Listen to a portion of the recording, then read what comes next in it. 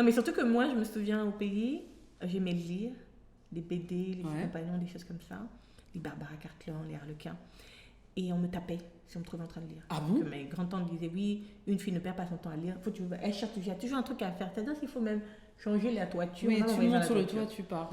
Et j'allais me cacher aux toilettes pour lire. C'était littéralement ça. C'est ouf. Et des fois, mes tantes cognaient. Tu sors avec un livre, hein? J'étais cachée dans un truc.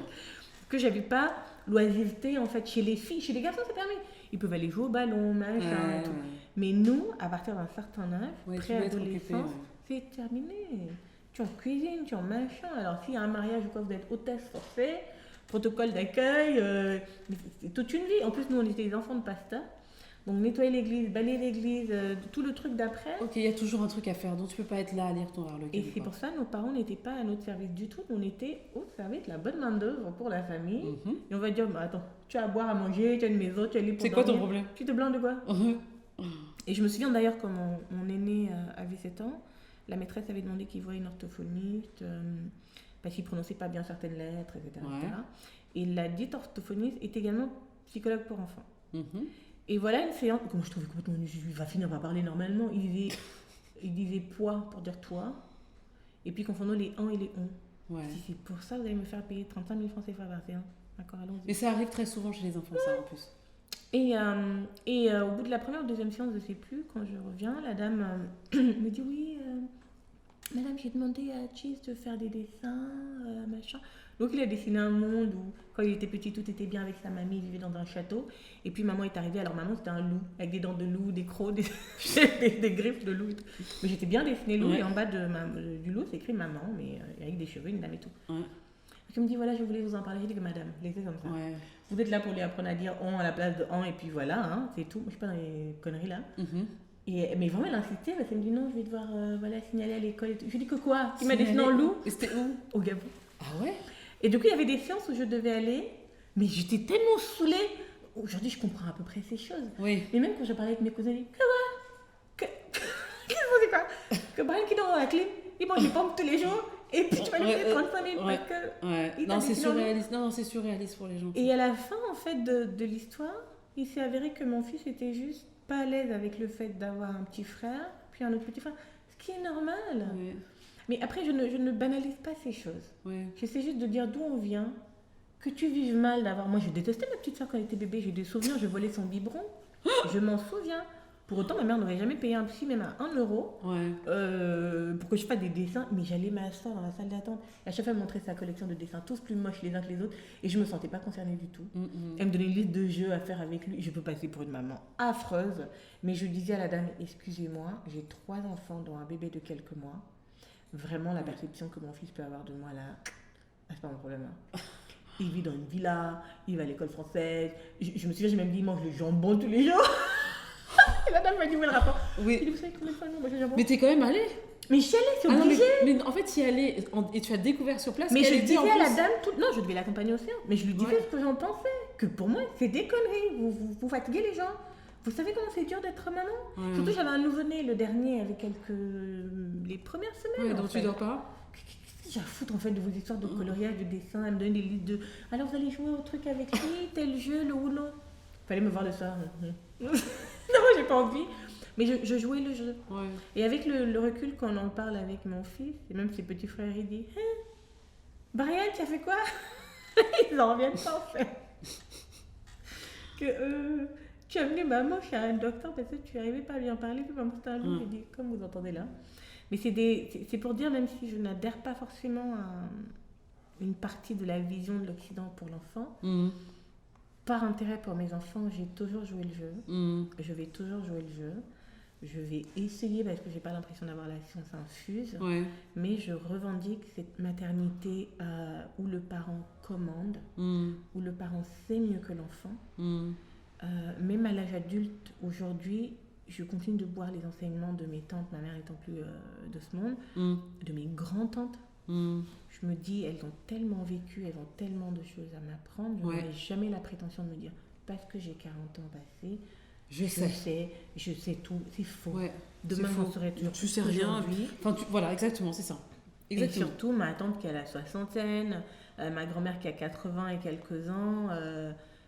elles savent tellement de la vie, bon sang, mais j'ai soif de ça tout le temps. Et vive WhatsApp pour tout, pour des recettes de cuisine, pour des... Si j'ai fait un rêve, j'appelle, je vais lui expliquer à une de mes tantes, elle va me dire c'est comme ça, ou mes oncles.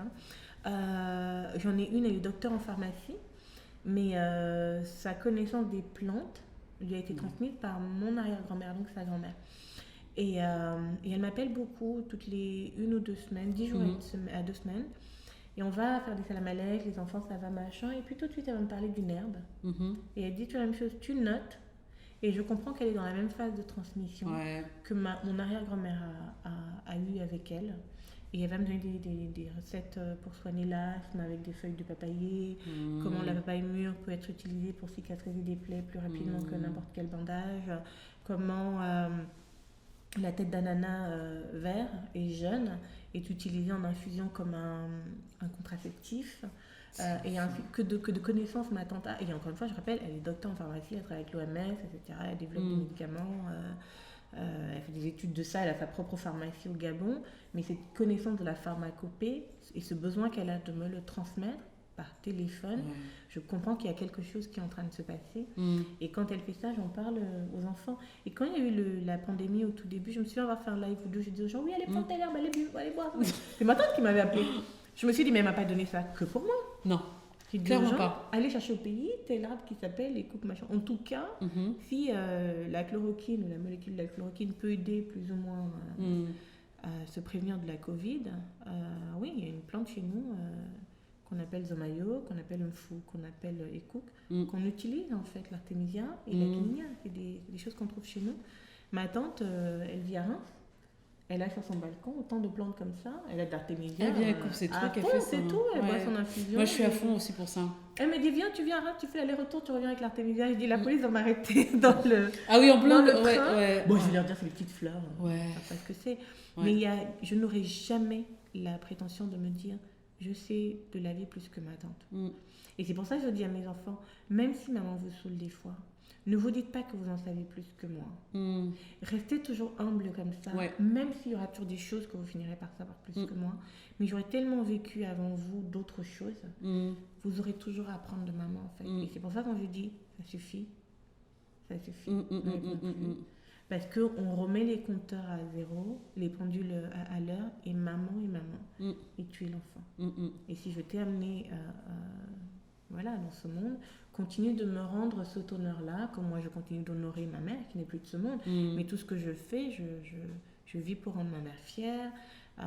Des fois, quand je fais un petit accomplissement, un moyen, un grand, je me dis, ma mère elle est au ciel là-bas en train de taper du coude les autres gens. J'ai dit, regardez ma fille là, on peut faire un podcast, parler de moi. Comme ça.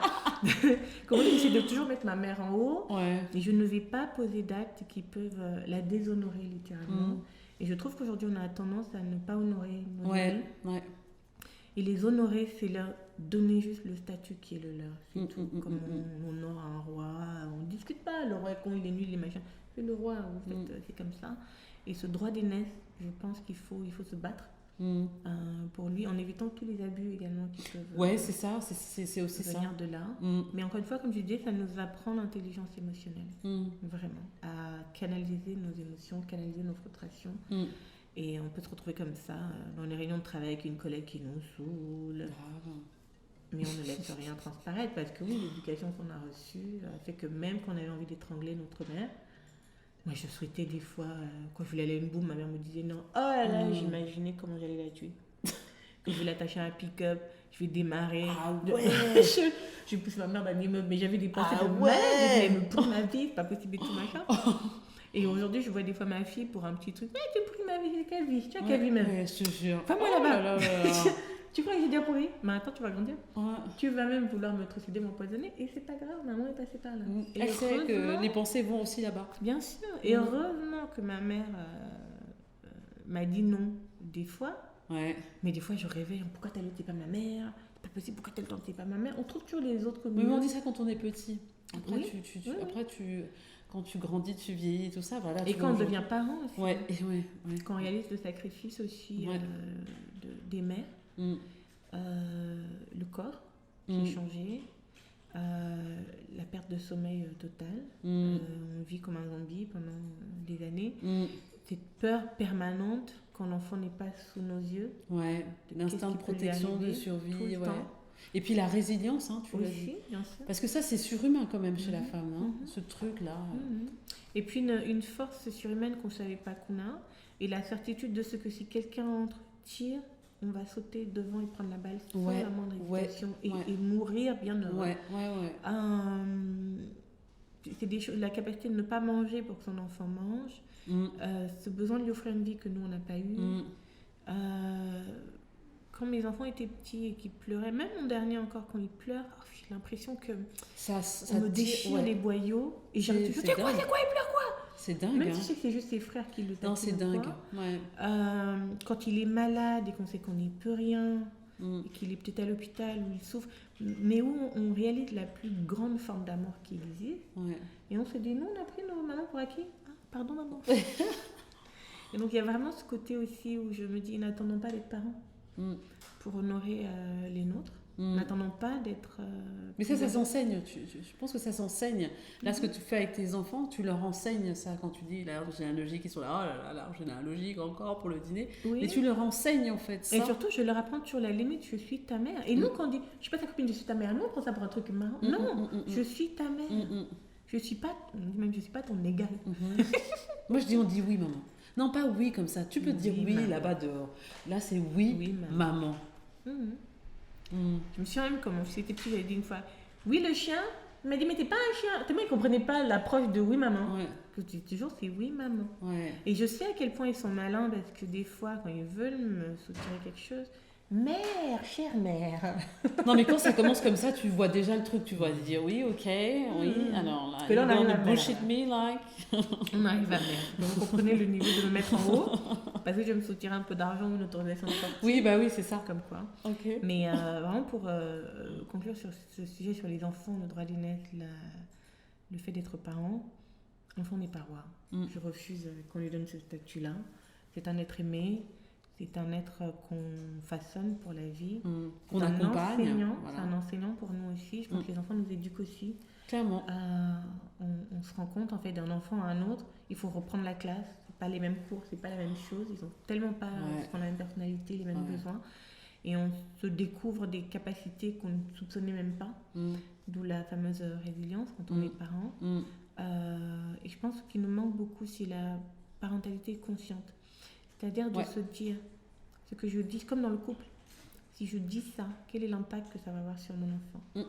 Si je fais ça, quel est l'impact que ça va avoir à court, moyen, à long terme sur lui? Ou si je ne fais pas ça. Et il y en a des fois, ah oui, mais comme il pleure, on le laisse devant la télé, on n'est pas parent consciemment. Ou on l'est peut-être, mais de mauvaise foi, parce qu'on se dit, à un moment, il est tellement habitué aux écrans, parce qu'on n'a pas su lui dire non pour les écrans. On n'a pas su le frustrer. Ensuite, il y a un prix à payer derrière. Et c'est pareil dans le couple. Quand on est toujours de mauvais poil, de mauvaise humeur, on n'est pas consciente de la force de nos mots, en fait. Mais les mots élèvent, les mots cadrent, les mots façonnent, les mots modèlent. Les mots font tant de choses. J'ai une amie dont la tante était chez elle un jour avec moi. Et son compagnon est rentré du travail. Et parce qu'il avait oublié de sortir la poubelle le matin, il dit oui, la poubelle là depuis c'est là. Il faut pas dire ça. Il avait à peine ouvert la porte et refermé derrière lui. Et sa tante lui dit mais ma fille, vous là vraiment, vous m'avez de rentrer. Même pas bonjour, bonne arrivée, chérie, ça va, tu as bien travaillé, c'était comment? Donc moi je rajoute pour l'embêter, j'ai dit vraiment, faut lui enlever les chaussures, tu masses ses pieds, tu masses un peu, tu fais le petit jus ou le whisky ou quoi. N'importe quoi. C'est toujours vous. Et la tante, bon, moi j'embêtais mon amie, mais je dirais pas non à ce genre de traitement de faveur non plus.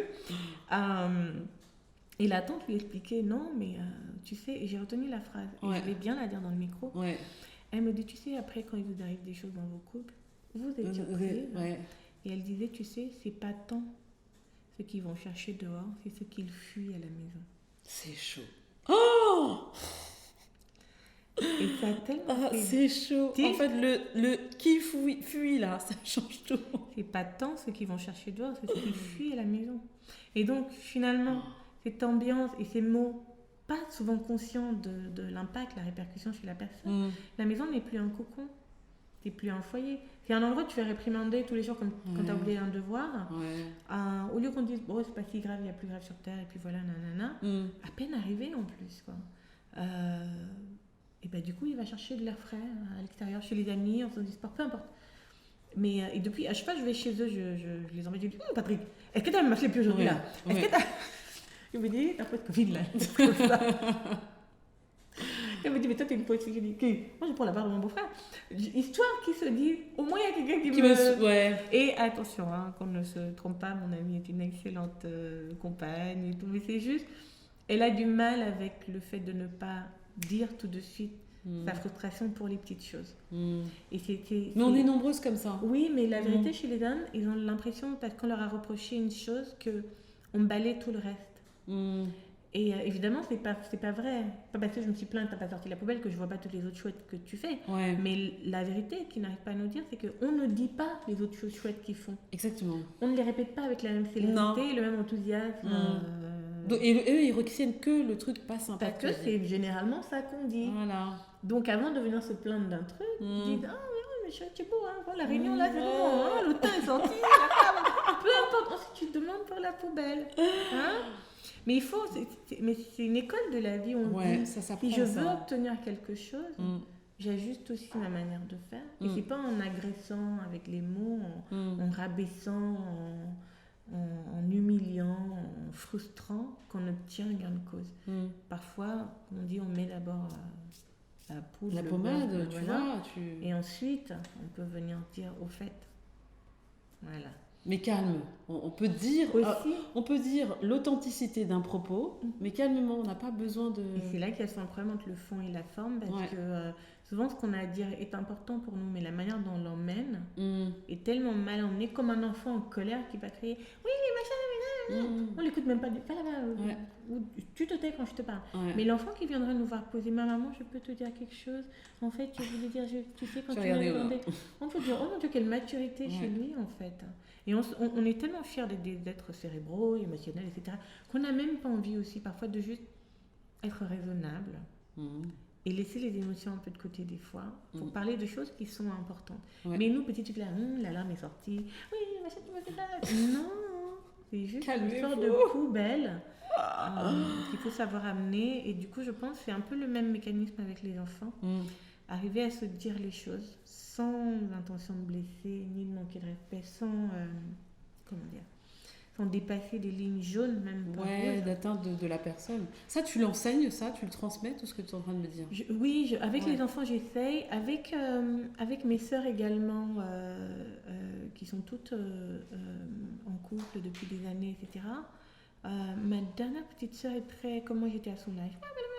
Pour un rien. Et j'avais remarqué souvent quand j'allais en vacances chez eux ou s'ils venaient dîner à la maison ou autre chose, comme s'il avait besoin de trahir des choses que son mari fait. Et j'ai beaucoup d'amis en couple comme ça. Oui, mais lui, il est toujours comme ça, il fait ça, machin. Comme s'il avait besoin de l'adhésion de personne. Et moi, j'ai appris à ma soeur, tu dois protéger ton mari. Faut pas lui donner l'impression qu'à chaque fois qu'on va chez ta soeur, ça va être le tribunal de toutes les choses qu'il n'a pas fait. Mais il est là en général en plus quand... Oui, mais c'est pas méchant. Hein, oui, mais bon, comme... Enfin, tu vois, les gars... Maman, on fait ça quand on va chez une tante. Non, voilà, je te jure, il me fatigue. On dit, oh là là, dès qu'il y a un nom qui vient rendre visite, c'est clair. C'est clair. Mais il faut protéger nos enfants et ne pas nécessairement dire tout ce qui se passe dans leur vie à des gens dont en vérité, c'est pas le problème. C'est clair. Et encore moins à des copines, des machins, qui soit vont être contentes de savoir que dans notre couple, voilà, il y a de la fumée, ou que même ont leurs propres problèmes en fait. Mais ça veut dire qu'on n'arrive pas à en parler entre nous-mêmes et on va chercher un public extérieur. Et ça demande beaucoup de maturité, savoir communiquer les choses. Encore une fois, faire preuve d'intelligence émotionnelle et savoir canaliser les émotions inutiles et se dire en fait quelle est l'information que je veux faire passer. Quelle est l'intention en fait. L'intention.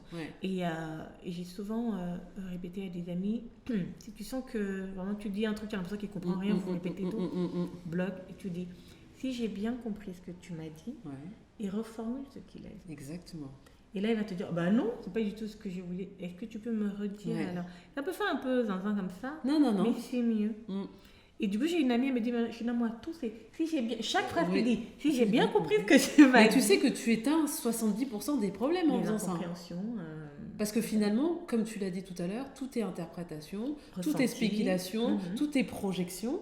Donc l'autre en face de toi, en fait, tu lui parles, mais tu projettes déjà, tu as déjà ta réponse, ton texte, ton truc. Waouh, moi j'ai répété des disputes devant mon miroir. Je dis quand la personne va me dire ça, moi je dis ça. Et même là, je vais pleurer, je fais la folie quand le scénario. À fond, mais j'étais trop contente. Et des fois, j'étais surprise, ça devient encore plus intéressant. Ok, là, je vais dire ça, je vais faire ça. Mais tout était préparé, mon look, mon machin, tout, la gestion. Ah ouais. Mais parce que je venais pour chercher on voit quand même la dimension cinématographique dans ton truc là. Hein, on comprend maintenant la vie de cinéaste. C'est surtout que j'allais chercher ça, finalement. Ok. J'allais pas résoudre un problème. J'allais chercher la dispute où je vais partir en disant mais non, mais ne pars pas. Le drama, quoi. Je cherchais ça, voilà, tout ça, t'as envie. Et puis il y en a, je me suis fatiguée de ces choses-là. Rien ne vaut la paix de l'esprit. Est-ce qu'on peut juste se dire les choses? Est-ce qu'on peut juste ne pas se juger? Est-ce qu'on peut prendre les gens comme ils sont? Est-ce qu'on peut aussi se dire rien n'est gravé dans le marbre, quoi? On peut toujours changer, mais on ne va pas changer les gens. Chacun doit vouloir changer de lui-même. Et ça s'appelle grow. Et quand on arrive à grow ensemble, avec nos enfants, avec nos amis, avec nos chéris, c'est parce qu'il y a une intention personnelle de grandir. Et c'est pour ça quand... au début du podcast, tu me demandais comment je me présente. J'aime me présenter comme la femme que j'aspire à devenir. Ok. Et pas nécessairement celle que je suis aujourd'hui, parce que celle que je suis aujourd'hui, c'est un acquis, je l'aime bien, mais voilà, elle m'intéresse pas plus que ça. celle vers laquelle je marche, celle que j'ai hâte de rencontrer. Mais tu l'as pas rencontrée un peu, elle te tient pas toujours, chaque année. Oui, elle te tient la main quand même, elle te dit bien, viens par là. Alors moi, il y a la petite moi qui est avec moi. Mais en fait, pour moi, la version la plus aboutie de nous, c'est une vieille mamie, toujours stylée, qui raconte à ses enfants. Moi, votre grand-mère, quand j'étais sur Instagram, moi, j'ai fait ça. Genre, mamie, trop cool, parce que je me dis, j'aimerais être vieille à ce point pour toujours partager cette expérience de la vie. J'aimerais continuer de voyager, de parler à encore plus de femmes à travers des livres, à travers des ateliers. Peu importe, mais j'aimerais tellement. La vie m'a donné une fille et 3 sœurs et d'autres sœurs de la vie. Mais moi, j'adore les femmes. J'aime les autres femmes, en fait. Je comprends que certaines se disent l'autre c'est une connasse, machin, on ne pas entre nous pour rien. Souvent, c'est pour rien.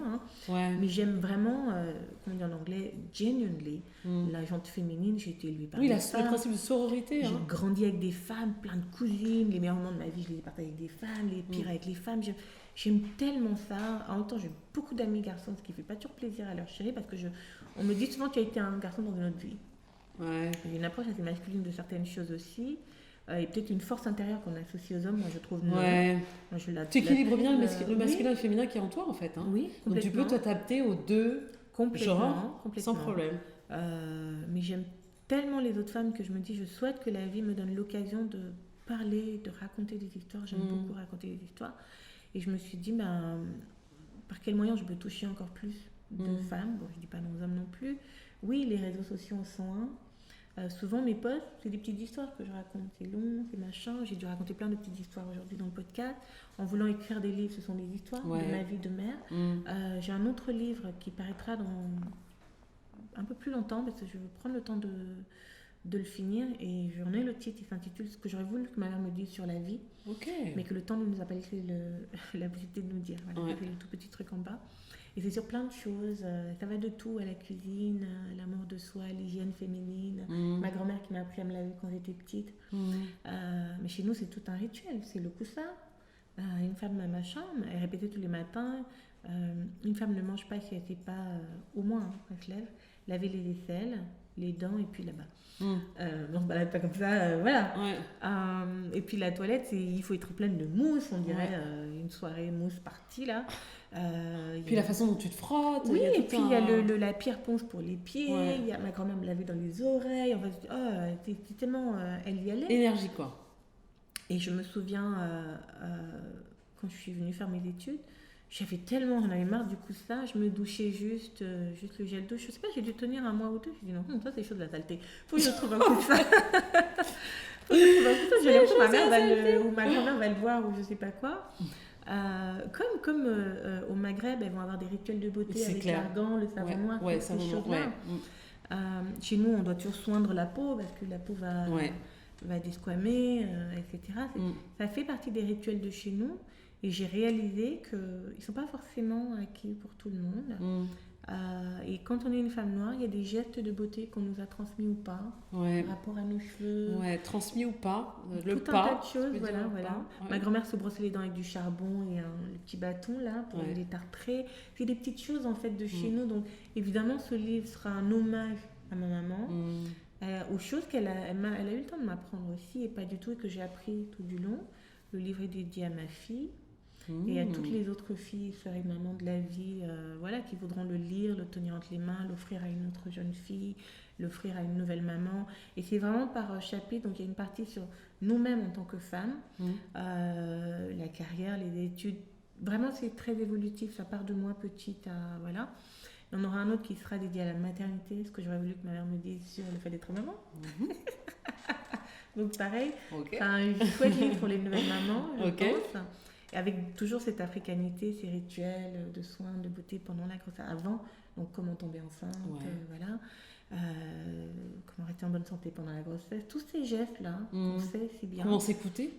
Parce qu'en fait, Moi, quand j'étais enceinte du premier, on m'a offert Laurence Pernon, J'attends un enfant, qui est un classique. Je l'ai offert à ma soeur, le même, je l'ai gardé. J'ai dit à ma soeur, quand tu as fini, tu me rends. Je l'offrirai à ma Paloma. Mais je veux aussi qu'elle ait en main un livre, on dirait, c'est une maman africaine qui a écrit ça, et les conseils de nos mamans. Les dents, comment faire dormir, les petits pots, les recettes, tout de chez nous. Il va à l'école, le premier jour, est-ce qu'il faut pleurer à la maternelle?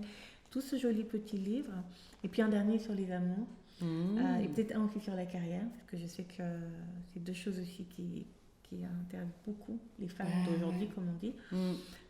Et pareil sur les amours, là, en m'inspirant beaucoup de ma vie personnelle, de mes amis, de mes tantes. De toutes ces histoires qui sont finalement très communes. Très. Mais il n'y aura pas que cette approche féminine de la vie. Souvent, quand on dit c'est avec une tante, on dit « Tata, je ne savais pas, vraiment, ma tante, elle a vécu vraiment ça. » Je veux aussi aller voir des hommes et leur parler de leur expérience avec les femmes, parce que beaucoup de femmes n'arrivent pas à clore des chapitres de leur vie pour ne pas avoir eu une telle explication avec un homme. Et de lire cette explication venant d'un autre homme, se dire mon Dieu, j'étais dans la situation, c'était ça. Et puis même sa perception, parce qu'on n'oublie pas quand même qu'ils ont tous ils ont des émotions aussi. Et que c'est pas parce qu'on les met dans cette carrière d'homme dur, solide, qui pleure jamais, qui machin. Ils ont des émotions. Et dans ce livre, il y aura un chapitre intitulé, parce que c'est des chapitres un peu comme des petits proverbes. Ce n'est pas tant ceux qui vont chercher dehors, mais ceux qui fuient à la maison. Donc oui, je valide le truc. Les prochaines années, comme je me décrivais en tant qu'autrice et réalisatrice, j'ai juste envie de raconter ces nombreuses histoires et me dire un jour quand je partirai, au moins ça reste. C'est un héritage qui reste, les gens peuvent toujours lire et apprendre, ou détester ce que j'ai écrit, mais que de chapitres. Et oui, quand on est posé au chaud, on a le temps de bien écrire ses livres tranquillement, et tous les 2 ans, un nouveau livre sorti. Moi, j'ai fait les livres de China, moi, j'ai tout ce que j'aurais voulu que ma mère me dise. Et c'est toujours une manière de magnifier la maman, et de dire aux gens, attention, ton grand-mère sont vivantes. Honorer-les, discuter avec elles, poser des questions. Qu'un jour viendra, elles ne seront plus là. Et ce jour-là, en fait, on est comme un petit oisillon qui tombe du nid. On est à la merci des prédateurs. On se casse les des pattes. Des fourmis, on peut se casser une patte. Mais Dieu est tellement bon dans sa miséricorde qu'il a prévu que c'est pas parce que maman n'est plus là que ça s'arrête. Au contraire, le grand voyage commence. Armez-vous de foi et puis continuez. Et d'une manière ou d'une autre, elle vous protège. Moi, je sais quoi que je fasse dans la vie. Elle est là. Non, mais j'ai peur de rien. Je me dis, mais mon Dieu, la personne qui va me dire, ma mère, mais mystiquement, va te tomber dessus. Tu vas rien comprendre, tu vas glisser seule là en sortant de l'immeuble. Donc, ma mère aux aguets, ma mère veille. Des fois, quand je suis, et ça m'arrive, j'ai des moments où je suis down, désespérée, t'as le problème de truc. Je prie, je dis, maman, toi aussi, comment tu peux laisser ça? Mais fais quelque chose. Mais parce que je me suis dit, bon, après, j'ai au-dessus, il y a Dieu. Mais parce qu'il y a un niveau où je me dis toujours, ma mère aurait crucifié quelqu'un. Si on me faisait un truc devant elle. Et mes enfants le savent. Qu'à l'école, combien de fois moi j'ai déboulé, menacé les gens, menacé de taper les gens, les mamans des gens, les enfants des gens, parce qu'on a tapé mon enfant. Combien de fois j'ai déboulé dans des parcs, et qui a tapé mon enfant ici, que madame, venez, on se fait à la propre. Si vous apprenez à vos enfants à taper, mais on va te casser la gueule de tous. On ne touche pas, et ça mes enfants le savent. Et je leur ai dit, il vaut mieux qu'à l'école on pense que votre mère est folle. Comme ça, quand on est en train de bully les uns les autres, ils ont peur que... Je l'avais vue là quand on était en scandale. Non. Elle est jolie comme ça sur Instagram, mais... Elle est très bizarre, leur maman. Elle dégaine sur tout le monde, mais à 2 reprises, je suis allée à l'école. Et la fois la plus dingue, après être allée menacer une maman qui n'avait pas su dire à son fils qu'on ne tape pas les petits, et bien menacer le petit lui-même dehors devant l'école. Je retourne à la maison et l'après-midi on sort, 16h30 à l'heure de la sortie, et j'ai un ami qui venait du Gabon, il était venu déposer un colis. Et il repart en voiture, je dis attends je vais avec toi, tu vas me déposer, je vais à Paris et tout machin. Et on sort, et il y a le même gosse, il avait raconté l'histoire, j'ai dit ah voilà même enfant là. Il me dit ah bon, il gare la voiture, moi je suis côté passager. Et le gosse il est dans la rue, donc il se gare, c'est un monsieur noir, le gamin il est noir comme nous. Et il appelle, mon petit viens d'abord, comme s'il voulait demander quelque chose. Aïe. Le gosse arrive, oui monsieur, il met la tête, il a tenu c'est horrible là, mais bon. Il l'a tenu par le collet, tiré un peu la tête dans la voiture. Le gosse qui se dit mais qu'est-ce que tu fais? Il voit dans la voiture, il le voit, il a regardé genre Game of Thrones. Voilà. Mais le mec, il était à deux doigts de se pisser dessus. C'est un gamin, il était en CE2, mon fils. CM2, mon fils était en CE2. Il faisait quoi? Il menaçait les petits, tous les petits ça, Oui. Et puis il a mis un coup de pied au ventre à mon fils. Ah oui, d'accord, très bien. Et le directeur pouvait rien faire et tout machin. Mais j'ai dû aller 4 jours d'affilée jusqu'au jour où on s'est croisés. Ma fille m'a dit maman, c'est lui qui a tapé Nathan. Je dis très bien, on va faire ça comme ça. Et du coup, l'oncle le tient bien, hein, c'est toi qui embêtes les petits filles, hein? T'as le courage. Oh purée. Avec l'accent du bled pour le terroriser à mort. Non, monsieur, machin, tu crois que tu vas faire ce que je fais, tu as compris? Je lui ai dit, on dit oui, madame. Oui, madame. Il a lâché. En même temps, j'ai dit, oh, lâche-le vite parce que s'il y a un parent qui arrive ou autre chose, on est dans la merde. On a démarré, on riait tellement dans la voiture que mince, le petit va jamais oublier l'histoire. Toute l'année qui s'est terminée, parce que lui était en CM2, mes enfants étaient encore en plus petite classe de ça. Bonjour la maman de Nathan, bonjour la maman de Nathan. Bonjour Ado, ça va? Bonjour, mais trop poli. Ouais, trop poli. Fête de l'école. Oh, bonjour la maman de Nathan, bonjour Laurie. Et puis c'est lui qui protège Nathan après avec mais c'est ce que je lui avais dit. Ouais, mais moi j'ai eu la même chose avec mon fils. Tu es le grand, tu as quel âge, hein? Tu protèges les petits. Je dis, tu peux saluer. Tu te dis, mais à quel moment? Moi, c'est un peu. J'ai fait la même chose que toi, j'ai attrapé un petit qui avait giflé carrément mon fils à l'école. Mon fils me dit, c'est lui, maman. Et j'ai dit, ok. Toi là, viens ici. Je dis, c'est toi qui as frappé mon fils là? Je dis, t'as pas honte? Tu crois qu'on fait ça là? Je t'entends encore que tu as fait ça là, ça. Non mais vraiment. Et en fait, j'ai fait la même chose que toi. Et là, tu sais, c'est vraiment. C'est-à-dire que tu ne contrôles plus. Oui, non, faut protéger. Et après, j'ai dit, tu le protèges maintenant à l'école. Est-ce que tu m'as entendu? Oui madame, oui madame, oui madame, oui madame. Et après, c'était exactement ce que tu as dit. Bonjour madame, bonjour, bonjour. À l'école, je disais, gars, ça va et tout. Oui, t'inquiète et tout. Moi, c'est bon, je suis devenue. Oui. Le caïd de l'école, le plus caïd que tout le monde punissait là. Mais il y a toujours un plus caïd qu'eux. Et leur rappeler ce qui est élémentaire chez nous, en fait, les grands protègent les petits. Je peux comprendre qu'ils sont de la même classe. Ouais. Mais quand tu es plus grand, tu embêtes les petits. Non, on va te rappeler l'ordre des choses. Oui, tu n'embêtes pas les petits. Et c'est ce que je disais à sa mère, c'est ce que vous apprenez. C'est un abus de pouvoir. C'est comme si mon fils de CE2 va taper des épées. Oui. Enfin, c'est un abus de pouvoir. Dis, si vous n'êtes pas d'accord, on te tape ici. Je le tape bien comme toi tu es plus grand. Nathan a 2 grands frères. Tu choisis lequel, ils vont te casser la gueule. Tu vas chercher son papa, son papa va te taper. Jusqu'aux grands-parents on est monté. Ma fille était en mode, ça c'est ma mère et tout. Moi aussi j'étais tellement gênée. Et surtout je faisais exprès de bien parler fort, c'était devant l'école, pour que quiconque a des velléités de entende, va savoir que la femme là vraiment. Et je me souviens, il y a une maman qui est venue me voir après. Oui madame, mais vous savez, il harcèle ma fille depuis 2 ans. Je venais dire, tu sais quoi? Et j'ai rien dit. Elle ma fille depuis 2 ans. 2 ans. La pauvre, elle a toujours mal au ventre le matin pour aller à l'école. Et vous avez fait combien d'années? C'est pas vrai. Genre, si je peux aussi aller rajouter le nom de la Coralie, ou je sais pas comment la petite s'appelait. J'ajoute. Pourquoi la méthode de Coralie? J'ajoute. Vous êtes sérieux? 2 ans, tu sais que ton enfant c'est horrible. À quel âge? Moi, je voyais des mamans qui venaient à l'école, mais ma tante, elle allait taper un enfant au Gabon. Dans le rang, elle a tapé, là, parce que nous, on se mettait dans le rang avant d'entrer dans la classe. C'est toi qui as tapé un enfant. Ma tante est partie, même nous, on était choqués. Elle dit, moi je suis vite partie de là, mais je l'ai bien tapé. J'ai fait mon truc, je suis cassée quoi. Cassée comme une dentelle. Dans le rang. Donc peut-être la maîtresse s'est dit, c'est la maman du petit qui le tape de lui-même ou quoi. Et c'est parce que le gosse en question piquait, ma tante donnait à mon cousin 50 francs pour payer la glace. Et la glace coûte 25, donc il avait une glace, la récré, et puis une glace en sortant l'après-midi. Et le gars, lui, comme on dit, il prenait son argent direct, que donne-moi l'argent. Et du coup, Théo rentrait toujours en pleurant. Je me dis, qu'est-ce qui se passe? J'ai dit, oh non, il y a un enfant là, machin. Ah, ma tante a dit, mon argent. Allons-y. Il montre-moi l'enfant. Mais moi, j'étais choquée. Et quand je dis ça, évidemment, je n'aurais jamais levé la main sur l'enfant de quelqu'un, que ce soit clair. Mais je pense qu'il faut rappeler aux gens, voilà, on ne touche pas les gens. Non. Et moi, je dis à mes enfants, ils disent, maman, à l'école, oui, le directeur a dit, si on tape. Je dis, Nathan, tu ne tapes pas les gens. Si quelqu'un te tape, tu rends. Quelqu'un te tape, tu rends. Ça s'appelle la légitime défense. C'est prévu par la loi. Quelqu'un te tape, tu rends.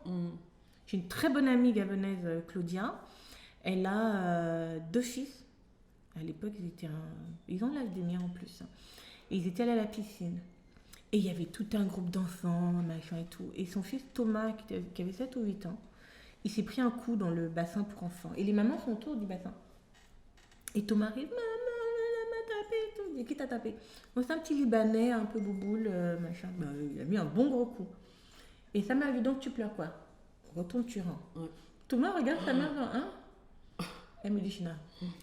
Thomas sait quand il faut même pas qu'il me pose la question des fois. Il dit, Thomas, rends! Elle a roulé les ailes et tout, comment gérer. Je dis, oh, la piscine. Elle dit, non. La maman, là, leurs enfants étaient aussi dans le groupe. Les mamans, elles sont à côté, elles sont en train de fumer la chicha. Elle a vu l'action. Je m'attendais à ce qu'elle appelle son fils, lui dire non, c'est pas bien. Depuis là, elle n'a rien dit. Mon fils a le temps d'arriver. Rien, elle n'intervient pas. Que Thomas va aider. J'ai crié bien, rends, qu'elle entende. Qu'elle entende. Voilà Thomas qui part, il va faire ça. Claudia me dit, je me suis levée, j'ai plié mon pantalon. Je suis allée dans le petit bassin. Je dis, Thomas, rends. Sinon, tu vas voir ce que je vais te faire. Ah ouais? Elle me dit, l'enfant a pris l'élan de King Kong. Mais le coup qu'il a mis à l'enfant d'eau, pouf, il est tombé dans l'eau. Je dis, ensuite, moi, j'étais déjà prête pour la casse avec la mère. Oui, parce que j'attends là, que la mère arrive. Bah oui. Et la mère n'a pas bougé. Ah bon? Elle dit, j'attendais. Non, la mère a compris que là, en fait, c'est là, on va finir dans l'eau toutes les deux. Ouais. Claudia dit, je la regardais que viens, on va s'expliquer. Et du coup, Thomas était le roi de la piscine. Je dis, c'est des méthodes un peu extrêmes. Mais elle apprenait à son fils, on t'agresse, tu te défends. Et tu imposes le respect. Et ne crois pas que tu n'es pas capable d'obtenir le respect, même d'un plus fort que toi. C'est tout. Et s'il le faut, moi, ta mère, je viendrai en renfort. Et on va nous tous se mouiller là, et mouiller le maillot. Ça, c'est la folie de la mère, quoi. Qui sa chair, c'est sa chair, son sang. C'est tellement énervant. En fait, c'est au-delà même, tu vois, ça monte pas dans le cerveau. Hein. C'est-à-dire, ça part, je sais pas où, mais ça part. J'ai l'impression que c'est comme si on verse de l'acide dans cette partie du corps. Et on est en ébullition, c'est chaud. De la lave. C'est très chaud. Et c'est ce qu'elle me disait, la mère se serait levée en maman, oh mais c'est pas bien, demande pardon et tout. Pas... Voilà, à faire clôturer. Il y a eu des cas où des bébés, l'un mord l'autre, 3 ans, c'est des choses, ça passe. Mais tu me bables un coup comme ça, mon enfant, tu joues tranquillement, non, on va se parler. On va se parler. Et je trouve cette peur même de l'enfant d'autrui, les gens ne l'ont plus. Ils idéalisent tellement les leurs que les leurs peuvent agresser l'enfant d'autrui. Est-ce qu'ils voient même les leurs comme ils sont? Ah non, c'est ce que je dis. Ils idéalisent tellement que voilà. Moi, si... ça m'est rarement arrivé. Mais si jamais il y avait un truc... Mais mon enfant, c'est qu'il a joué avec toi. Enfin, oui, mais non, je vais tellement...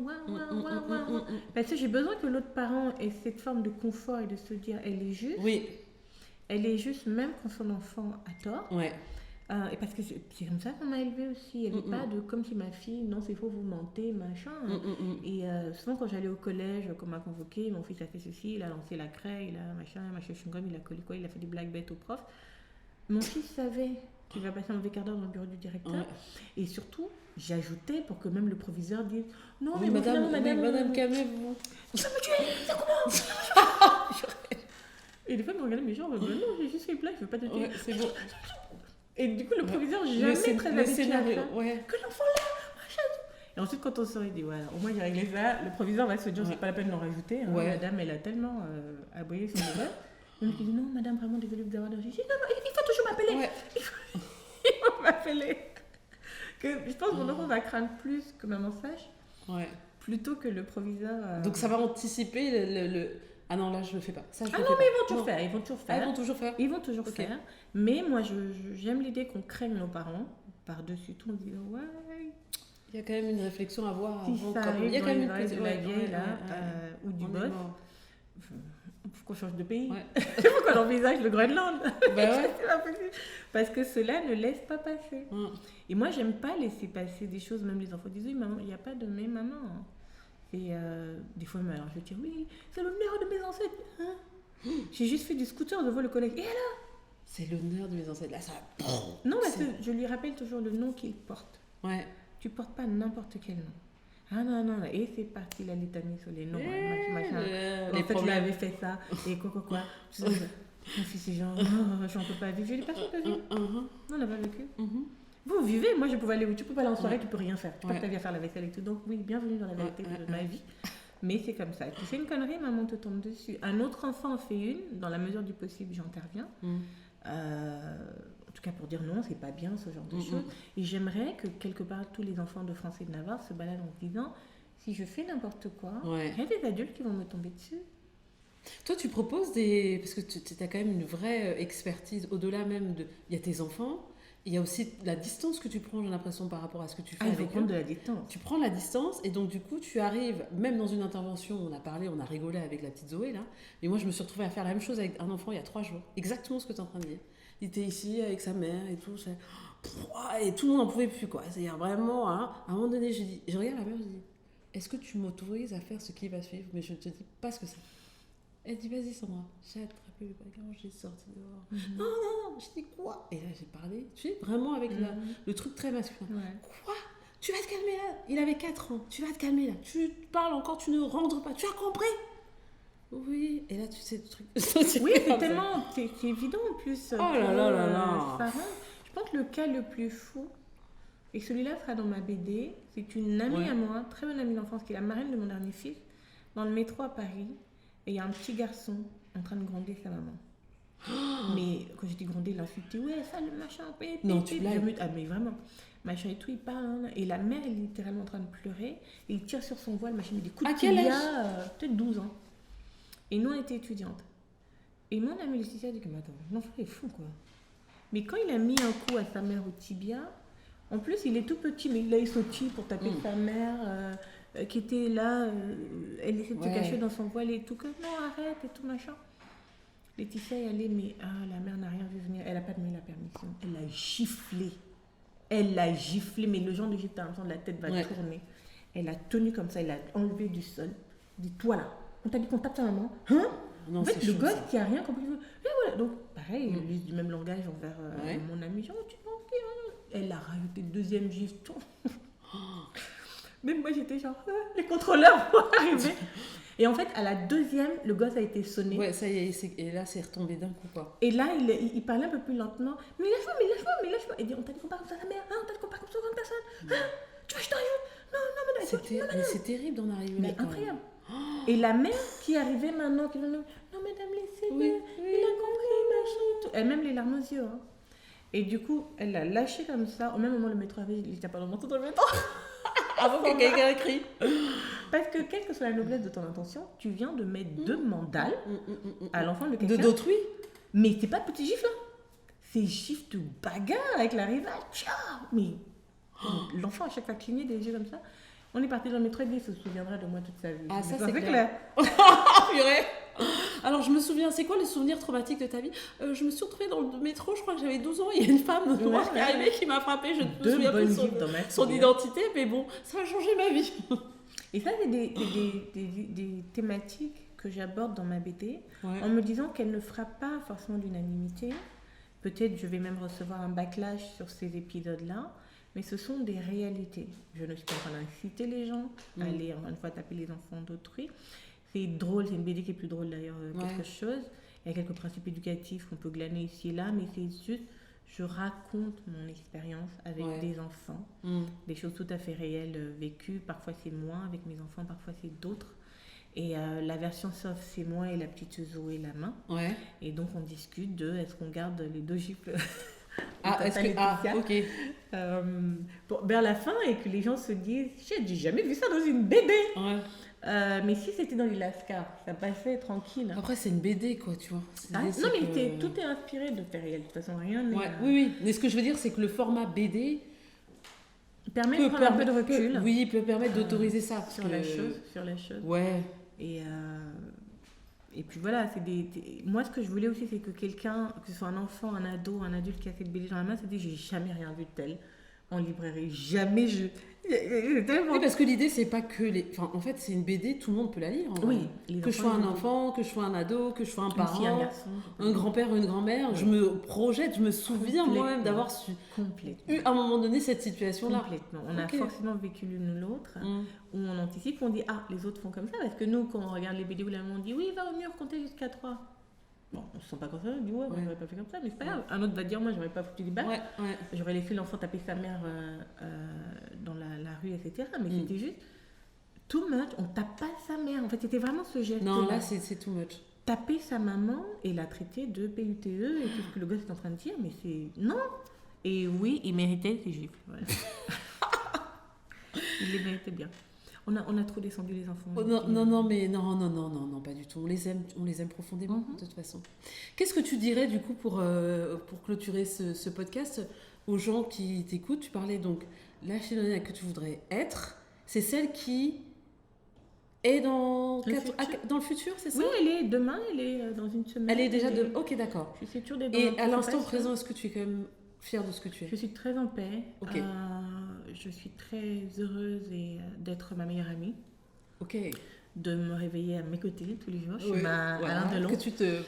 Je m'aime beaucoup et je me le dis beaucoup à moi-même pour que si le monde entier ne me le dit pas, au moins quelqu'un me l'aura dit tous les jours. Je valide. Mon rituel de oindre le corps, vraiment devant le miroir, chaque partie de mon corps, celle que pas que j'ai pas appris à aimer, celle qu'on m'a appris à ne pas aimer à cause de ce qui étaient les critères de beauté de certaines personnes et pas les miens, du coup les ont implantés dans ma tête. J'ai décousu ces choses avec les années.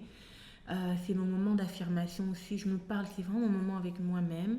Je prie beaucoup pour les gens, pour ma famille, mes proches, le monde, je prie pour moi-même et la chose que je demande le plus à Dieu, c'est de me donner la vision. Je lui demande toujours, quoi qu'il m'arrive, je ne dis jamais pourquoi c'est tout ce que les gens font. Ça ne sert à rien. Pourquoi? Parce que tu dois avoir. Apprends même de ce que tu as reçu. Moi, je demande toujours, Seigneur, dis-moi, où veux-tu que j'aille? Parce que c'est un voyage, en fait, la vie. Montre-moi le chemin, fais sonner mon téléphone, fais arriver un email dans ma boîte aux lettres, fais tomber un objet, fais-moi regarder un film, lire un livre, Seigneur, où veux-tu que j'aille? Et avec toute l'obéissance d'un enfant qui ne discute pas l'autorité de son père. Et j'ai tendance à imaginer que Dieu est une femme. Et je ferai. Parce que c'est comme ça qu'on m'a élevée. Et je sais que tu as un plan pour chacun de nous, depuis qu'on était dans le ventre de nos mamans. Tout ce que je te demande, c'est de m'aider à le réaliser, en fait. Et je n'y arriverai que, si je suis obéissante. 2, si je trouve quelle est la mission que tu veux que j'accomplisse aujourd'hui, demain, dans 10 ans. Et elle n'est pas liée à moi, elle est liée aux autres toujours. Et quand on a compris ça, on ne vit pas une vie pour soi, on vit une vie qui a du sens parce qu'on l'a mis au service du plus grand nombre. Et mon plus grand nombre, j'ai l'impression que ce sont des femmes. Évidemment, mes enfants, mais c'est pour ça que je dis, je ne me définis pas en tant que mère. Mes enfants partiront et toute une autre partie de ma vie, si je suis encore vivante, je la dédierai à d'autres personnes en plus de mes enfants, dans la vie desquelles je serai toujours. Mais ces autres femmes, moi j'ai envie d'être la grande sœur que j'ai pas eue, parce que je suis née. J'ai envie de continuer d'être la maman que je n'ai pas eue, parce que moi je suis pas parfaite, ma mère l'a pas été, et puis la vie me l'a enlevée. Je veux donner aux gens cet ami, beaucoup m'appellent sur Instagram, tata, je suis là, je ressemble à moi, tata quoi. T'es une tata. Je ressemble à moi, tata, oui, j'accepte. Mais elles sont contentes de se dire, on a cette tata bienveillante, cette tata cool, cette tata marrante, cette tata qui donne des conseils, comment chercher ceci, son job, son stage. Cette tata qui elle-même a son lot de souffrance, mais cette tata qui a appris à ne pas laisser ça la définir. Et encore une fois, me dire que je suis aujourd'hui ne définit pas ce que je suis. Ce que j'ai aujourd'hui ne définit pas ce que je suis censée avoir. La femme que je suis la suis en vision, en pensée, en affirmation, en prière, en intention et en action. Et si j'entre en action tous les jours, alors je me rapprocherai d'elle. Et du coup, le voyage est vachement sympa. Parce qu'à chaque fois, je rencontre la nouvelle version de moi-même. Et dans ce voyage, je rencontre d'autres femmes et d'autres personnes. Et c'est tellement plus agréable que de se dire je sais tout aujourd'hui, j'ai tout fait, je ne demande rien de personne. C'est terrible même de dire ça. C'est prétentieux. Ah oui, c'est terrible. C'est dangereux même. Et de juste continuer d'apprendre. Et on ne grandit plus en taille.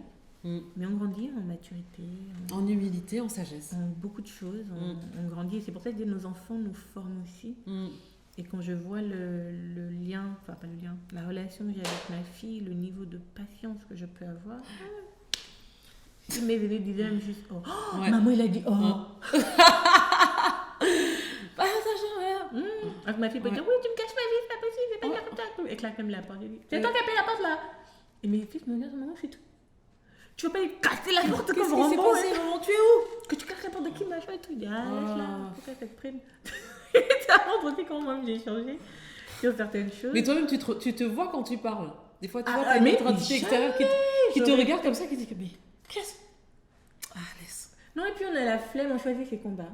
Ouais, c'est ça. Et je me dis, mon ennemi va pas être ma fille de 11 ans. Ouais. Et Dieu merci, ma fille est tellement aimante et affectueuse. Je la laisse en gérer sa colère. Et puis toute seule, les doigts dans la bouche. Maman, pardon, j'écris. Je me suis pas là. Mais si tu me claques comme porte là, tu vas voir. Parce que moi aussi, j'ai eu le temps de tempérer.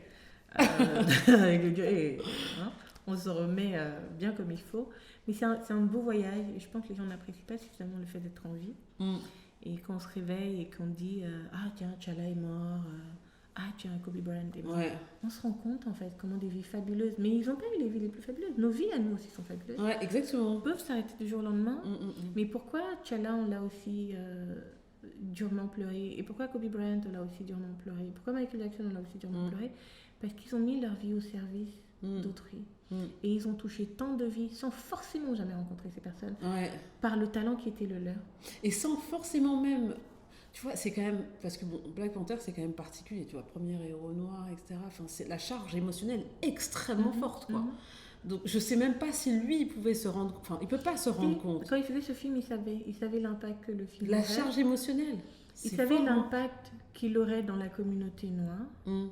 Même nous, avant que le film ne sorte, quand on voyait la bande, c'est vrai. On savait que waouh, quelqu'un nous respecte et tout. Et c'est ça, Kobe, même les gens qui n'étaient pas fans de basket, on se rend compte comment son éthique de travail, sa carrière, sa vie de famille, le mari qu'il était, le père qu'il était pour ses filles, d'une manière ou d'une autre, il y a quelque chose chez lui qui nous touche. Et c'est les questions qu'on doit se poser. Qu'est-ce qui, dans ce que je suis, fait du bien aux gens autour de moi, même de loin? Est-ce que ma vie c'est juste pour rire l'air des gens, en vérité? Quand je rentre dans une pièce, tout le monde dit on va y arriver. Ou au contraire, voilà, on ne demande pas d'être parfait. C'est horrible ça. Mais est-ce qu'il y a quelque chose chez moi qui fait du bien aux gens? Si je ne l'ai pas encore trouvé. Ça c'est la vraie question que tu te poses, hein. Vraiment.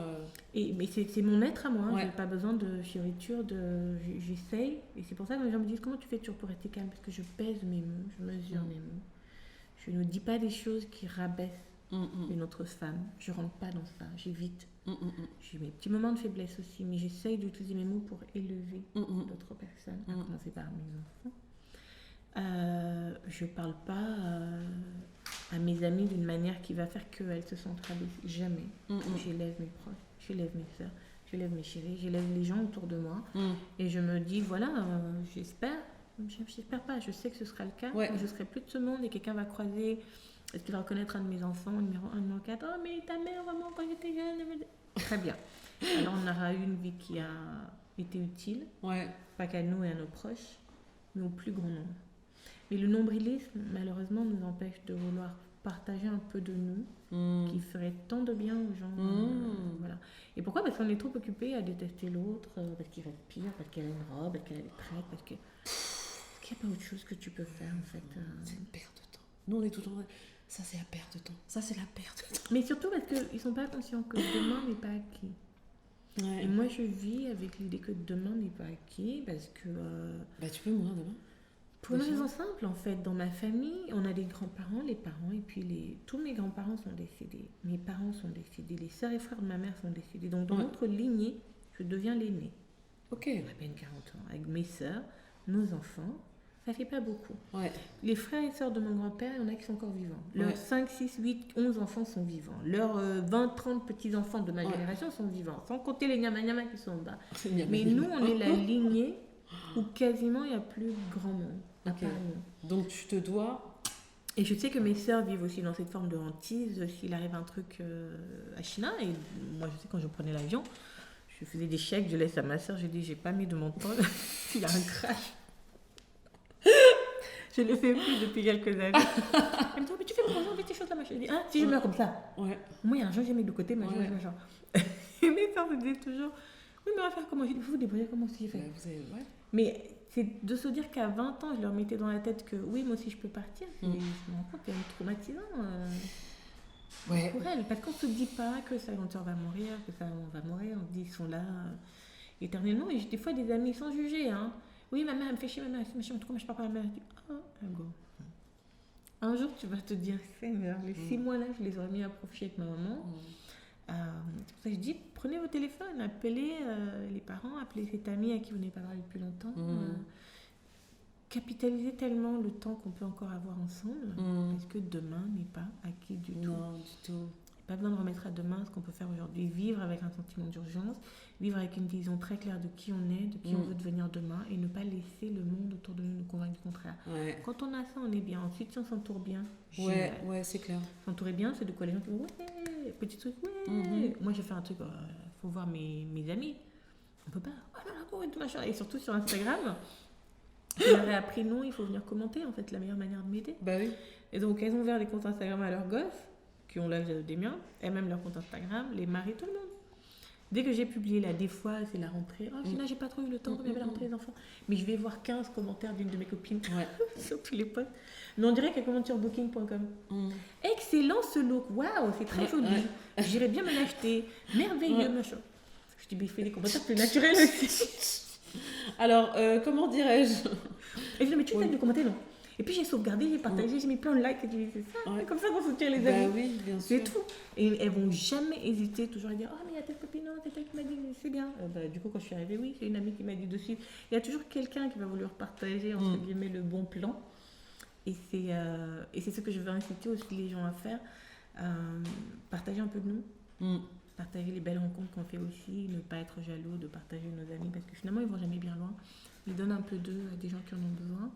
Et c'est pour ça, quand j'ai reçu l'invitation de John, je me suis dit, bon, j'ai bravé un peu ma peur du virus, je vais y aller et puis je vais partager un peu de moi. Non, merci. Non, mais t'as pas partagé un peu de toi. Je pense qu'on aurait pu passer toute l'après-midi à échanger.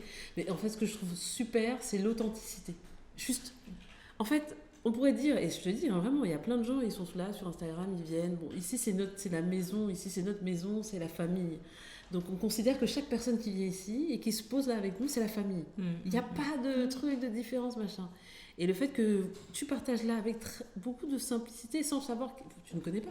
Tu arrives ici, tu dis, bon, j'arrive là. Bon, ouais, mais maintenant, je sais qu'on est toutes les deux des mamans qui vont menacer les gens.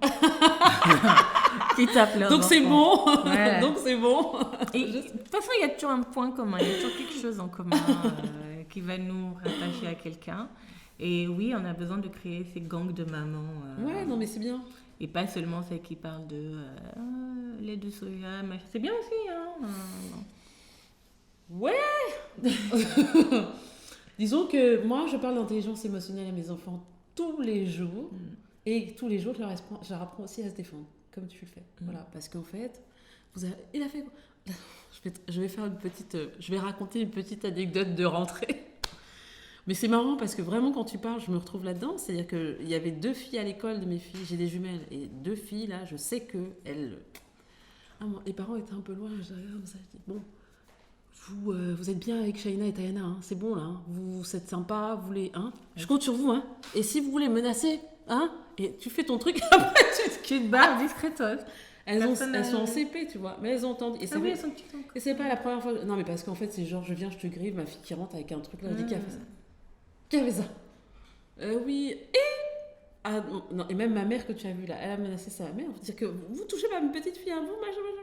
Donc j'entends ce que tu dis et en même temps tu essaies de faire ça en mode smooth, mais il faut quand même montrer aux enfants que voilà, ils doivent pas subir la vie. La vie ne se subit pas. La vie est suffisamment dure déjà s'il ne se crée pas une sorte de protection personnelle.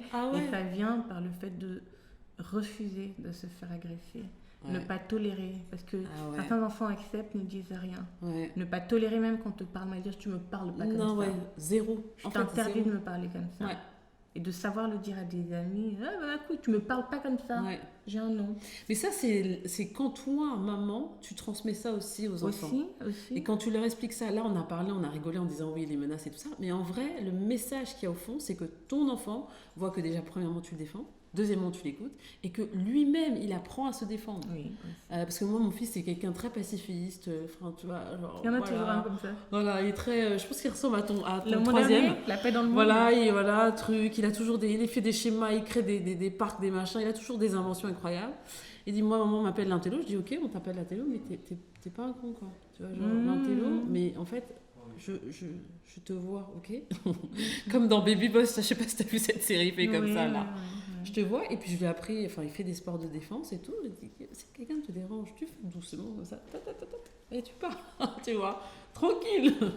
Mais non, je pense que ça s'applique aussi aux filles quand elles grandissent. C'est ce qui va faire qu'elle va jamais prendre une insulte d'un mec déplacé, une gifle ou autre chose. Non, on a appris à ne pas tolérer ça, donc ça ne passera pas. Ah non, ça ne passera pas. Non. Mais si elle a vu à la maison maman le subir, maman le banaliser, qu'on lui parle mal, que machin, ou même qu'elle dispute avec une voisine qui la traite de chiffonnière et de tout, et de je sais pas quoi, ça devient une norme chez eux. Et apprendre aux gens à se respecter soi-même, son hygiène corporelle, son corps, ne pas se machin, à respecter les autres. Mais c'est des trucs, c'est comme tu dis, hein, c'est des trucs beaucoup plus subtils en fait. Hein. Tu parles d'hygiène corporelle, le corps même des petites filles. Moi, je sais que mes filles, on parle de tout, et vraiment, je leur dis voilà, ça c'est ta partie, etc. Ah non, qu'elles vont colo, j'explique bien.